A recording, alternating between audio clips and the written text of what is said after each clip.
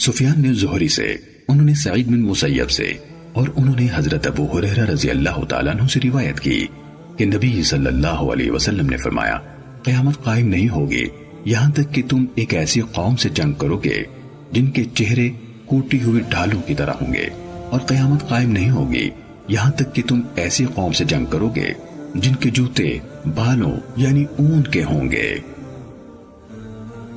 اسماعیل بن ابراہیم نے ہمیں جریری سے حدیث بیان کی اور انہوں نے ابو نضرہ سے روایت کی، کہا ہم حضرت جابر بن عبداللہ رضی اللہ تعالیٰ عنہما کے پاس تھے کہ انہوں نے کہا وہ وقت قریب ہے کہ اہل عراق کے پاس کوئی قفیز یعنی پیمانہ آئے گا نہ درہم۔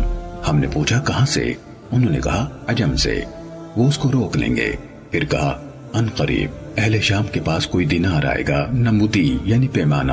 ہم نے پوچھا کہاں سے؟ انہوں نے کہا روم کی جانب سے۔ پھر تھوڑی دیر خاموش رہنے کے بعد کہا رسول اللہ صلی اللہ علیہ وسلم نے فرمایا، میری امت کے آخر کے دور میں ایک خلیفہ ہوگا جو لپے بھر بھر کے مال دے گا اور اس کی گنتی نہیں کرے گا۔ جریری نے کہا میں نے ابو نضرہ اور ابو العلا سے پوچھا کیا آپ سمجھتے ہیں کہ یہ عمر بن عبدالعزیز ہیں؟ تو دونوں نے کہا نہیں۔ محمد بن جعفر نے کہا ہمیں شعبہ نے ابو مسلمہ سے حدیث بیان کی، انہوں نے کہا میں نے ابو نضرہ سے سنا، وہ حضرت ابو سعید رضی اللہ تعالیٰ عنہ سے روایت کر رہے تھے۔ انہوں نے کہا ایک ایسے شخص نے مجھے بتایا جو مجھ سے بہتر ہے کہ رسول اللہ صلی اللہ علیہ وسلم نے جب آپ نے خندق کھودنے کا آغاز کیا تو عمار رضی اللہ تعالیٰ عنہ سے ایک بات ارشاد فرمائی۔